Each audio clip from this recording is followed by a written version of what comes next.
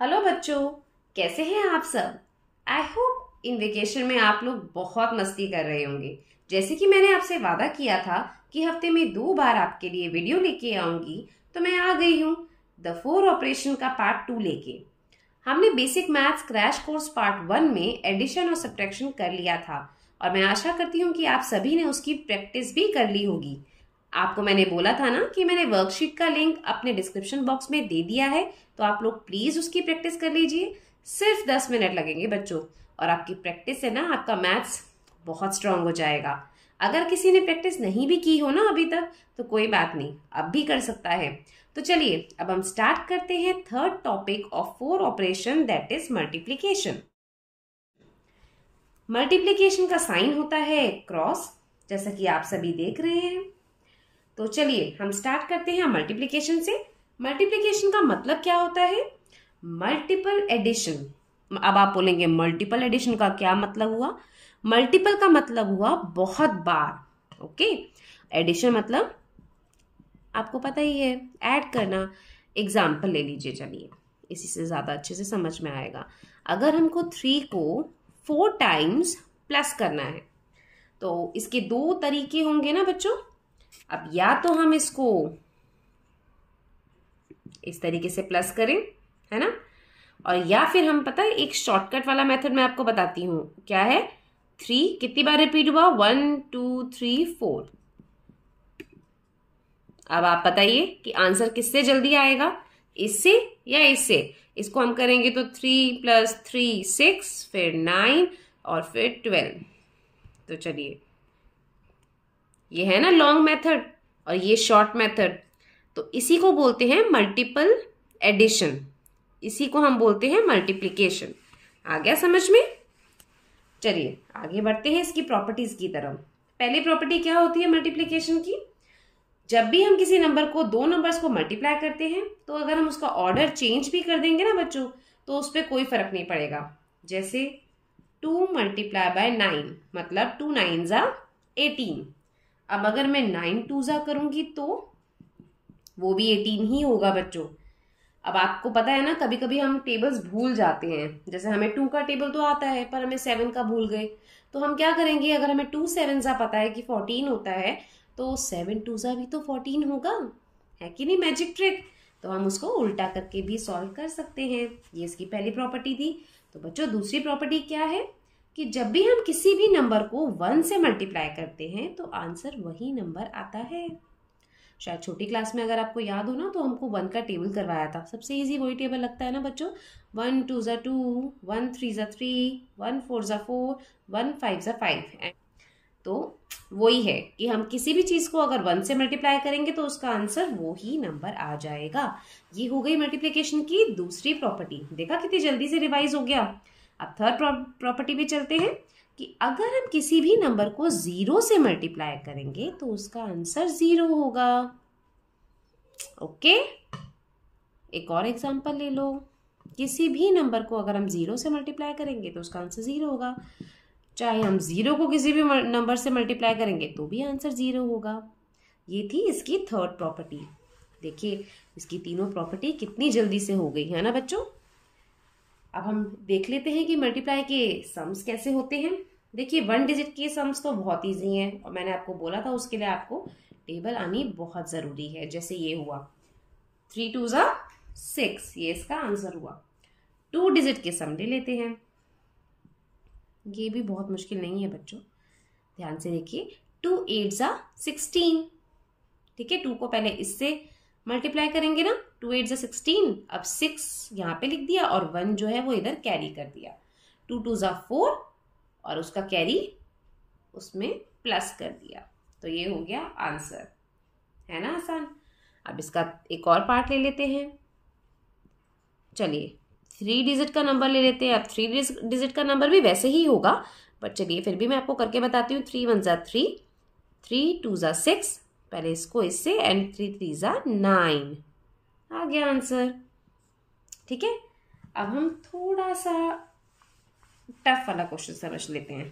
चलिए 2 अभी ले लेते हैं, ज़्यादा डिफिकल्ट नहीं है, बस ध्यान से एक बार समझ लीजिए। चलो, तो फर्स्ट स्टेप में हम क्या करेंगे बच्चों? 1 को 2 1 3 से मल्टीप्लाई करेंगे। पहले 1 3 ज़ा 3, 1 1 ज़ा 1 एंड 1 2 ज़ा 2। ठीक है, नेक्स्ट स्टेप में वंस प्लेस वाली जो जगह है ना उसके नीचे क्रॉस डाल देंगे या जीरो भी डाल सकते हैं, जैसा भी आपकी टीचर सिखाती हो ना स्कूल में कि हमें वो लिखना है तो वही लिखना। मैं यहाँ पे क्रॉस डाल रही हूँ क्योंकि मुझे क्रॉस की आदत पड़ी हुई है। और हम यहाँ पे क्या करेंगे, नेक्स्ट स्टेप में 2 को इससे मल्टीप्लाई करेंगे। ओके बच्चों, तो जैसे 2 3 ज़ा 6, 2 1 ज़ा 2 और 2 2 ज़ा 4। चलिए अब हम इन दोनों को प्लस करेंगे। ओके, तो 3 के नीचे कुछ भी नहीं है, 3, 6 + 1 कितना हुआ 7, 2 + 2 कितना हुआ 4 और यहाँ पर भी 4 उतार देंगे। तो ये हो गया इसका आंसर। था ना आसान।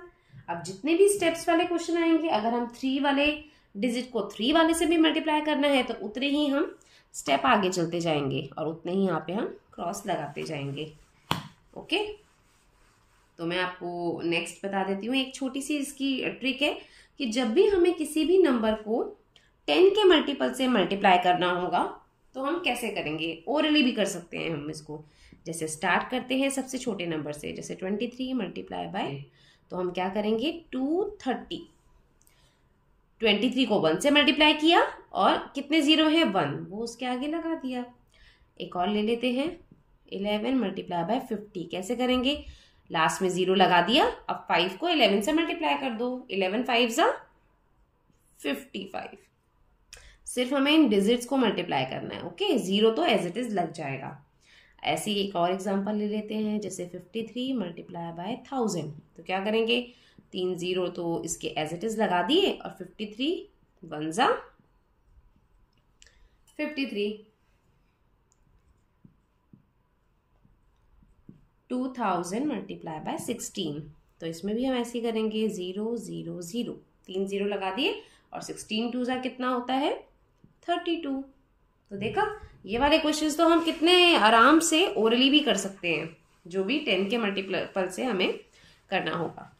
और नेक्स्ट टॉपिक है डिवीजन। अच्छा बच्चों, अगर आपको इस टॉपिक में कोई प्रॉब्लम हो ना तो आप प्लीज मुझसे कमेंट करके पूछ लीजिएगा, मैं आपको आपके हर कमेंट का जवाब जरूर दूंगी। चलिए नेक्स्ट टॉपिक है डिवीजन। डिवीजन का साइन क्या होता है, ये डिवीजन का मतलब क्या हुआ। फॉर एग्जाम्पल कि जैसे कि यहां पर चलिए एप्पल्स ले लेते हैं, 4 एप्पल है। ओके, और आप 2 फ्रेंड्स हैं। देखिए, आप मेरी ड्राइंग का मजाक मत उड़ाइएगा, बहुत अच्छी ड्राइंग नहीं है, बस सिर्फ आपको समझाने के लिए। 4 एप्पल्स हैं और 2 फ्रेंड्स हैं। हमें ये 4 एप्पल इन 2 बच्चों में डिवाइड करने हैं। तो हम क्या करेंगे, 4 डिवाइडेड बाय 2। अब बताइए 2 के टेबल में 4 कब आता है, बताइए बताइए। 2 2 ज़ा 4 है ना, तो मतलब 2 के टेबल में 2 प्लेस पे 4 आता है। इसका मतलब अगर हम 2 एप्पल एक बच्चे को दे देंगे तो ये इक्वल पार्ट में डिवाइड हो जाएगा, है ना। इसी को हम बोलते हैं डिवीजन। जब भी हमें किसी चीज को डिवाइड करना होता है ना, तब हम डिवीजन करते हैं।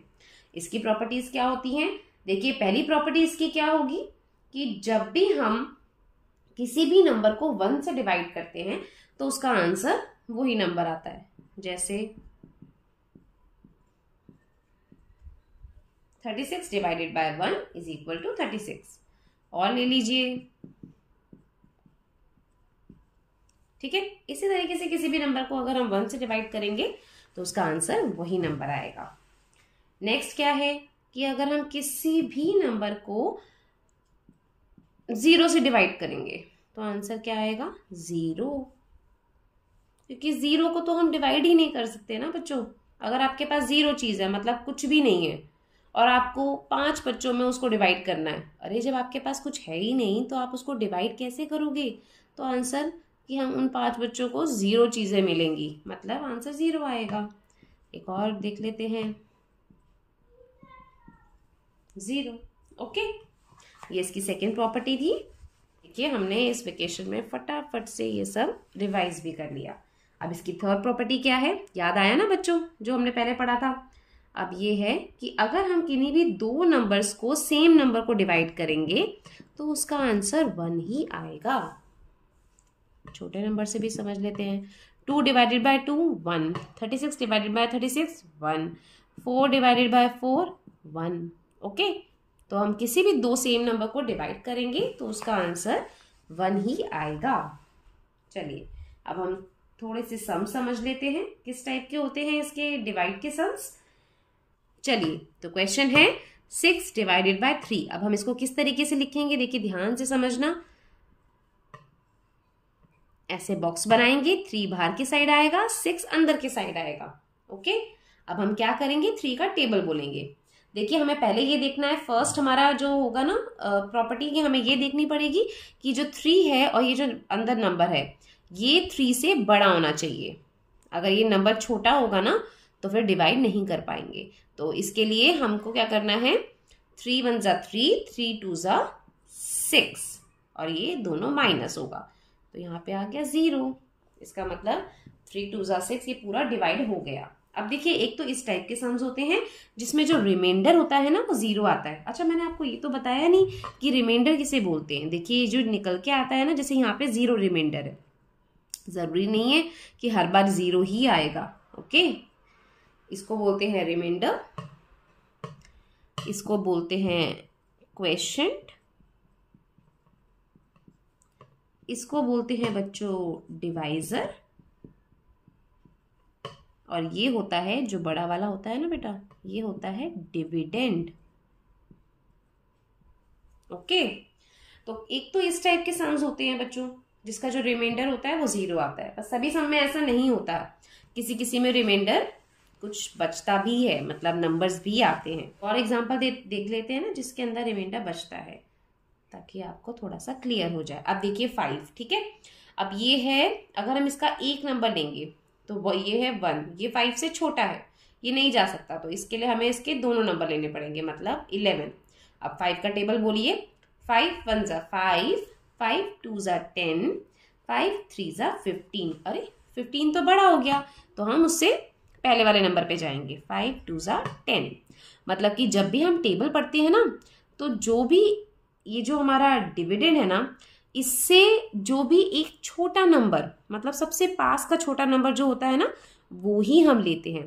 तो 5 2 जा 10, क्या बचा रिमाइंडर इसमें से 1। देखा इसमें रिमाइंडर बचा ना। तो एक तो इस टाइप के सम्स होते हैं जिसमें रिमाइंडर बचता है और एक में 0 आता है। ये दोनों मैंने आपको बता दिए।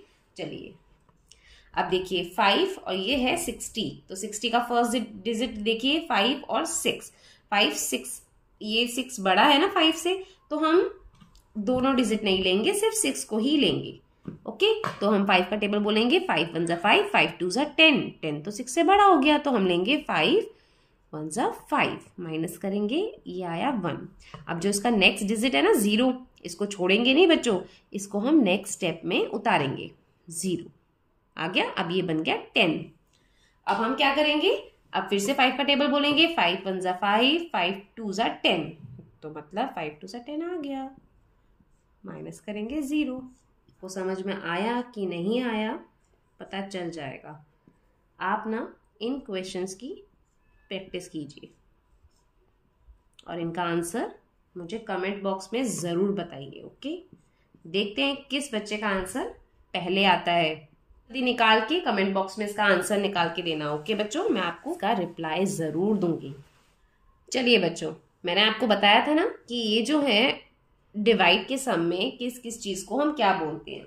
अब मैं आपको चेकिंग भी सिखाती हूँ, और जो क्वेश्चंस मैंने आपको दिए हैं ना प्रैक्टिस के लिए, उन क्वेश्चंस को करके उनकी चेकिंग भी कीजिएगा, तो आपको समझ में आ जाए कि कैसे उसकी चेकिंग होती है, और आपको आपका आंसर भी पता चल जाएगा कि सही है या गलत है। ओके, तो चेकिंग का फॉर्मूला क्या होता है, देखिए, quotient multiply by divisor plus remainder is equal to dividend.